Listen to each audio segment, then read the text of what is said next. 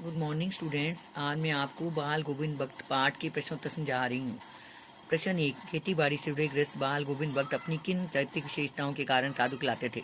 उत्तर, बाल गोविंद भक्त खेती बाड़ी करने वाले गृहस्थ थे, फिर भी उनका आचरण साधुओं जैसा था। नंबर 2, वे कबीर को साहब मानते थे, उन्हीं के गीत गाते थे। नंबर 3, वे झूठ नहीं बोलते थे, स्पष्टवादी थे। नंबर 4, वे किसी के से बिना कारण झगड़ा मोल नहीं लेते थे। नंबर 5, वे किसी की कोई चीज़ नहीं लेते थे, यहाँ तक कि किसी के खेत में शौच तक होने नहीं जाते थे। नंबर 6, वे सुख दुख की भावना से ऊपर थे। नंबर 7, वे अपनी कमाई पर पहले भगवान का हक मानते थे, इसलिए फसलों को पहले साहब के दरबार में कबीरपंथी मठ में ले जाते थे। वहाँ से जो प्रसाद के रूप में मिलता था उसी से अपना गुजारा करते थे।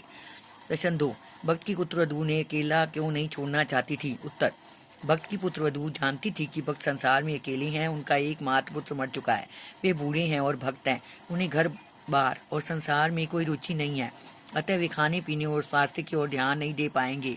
इसलिए पुत्र वधू सेवा भाव से उनके चरणों की छाया में अपने दिन बिताना चाहती थी। वह उनके लिए भोजन और दवा दारू का प्रबंध करना चाहती थी। नंबर 3, भक्त ने अपने बेटे की मृत्यु पर अपनी भावनाएं किस तरह व्यक्त की? उत्तर, भक्त ने अपने बेटे की मृत्यु को ईश्वर की इच्छा कहकर उसका सम्मान किया। उन्होंने उस मृत्यु को आत्मा परमात्मा का शुभ मिलन माना, इसलिए उसे उत्सव की तरह मनाया। उन्होंने पुत्र के शव को सफेद वस्त्र से ढककर उसे फूलों से सजाया, उसके सिराने दीपक रखा, फिर वे उसके सामने प्रभु भक्ति के गीत गाने लगे। वे खंजड़ी की ताल पर तल्लीन होकर गाते चले गए। उन्होंने विलाप करती हुई पुतहू को भी उत्सव मनाने के लिए कहा।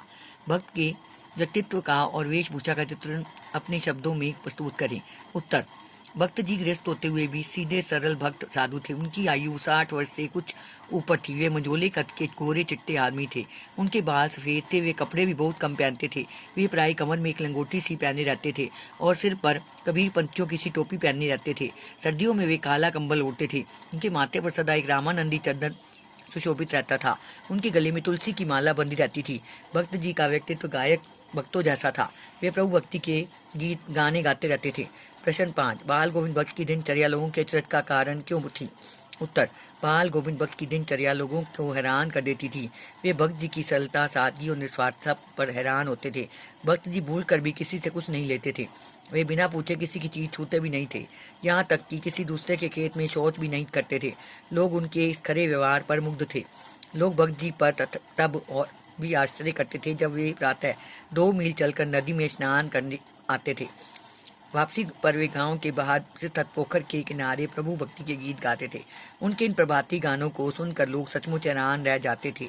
बच्चों, ये सारे प्रश्न उत्तर आपने याद करने और लिखने हैं।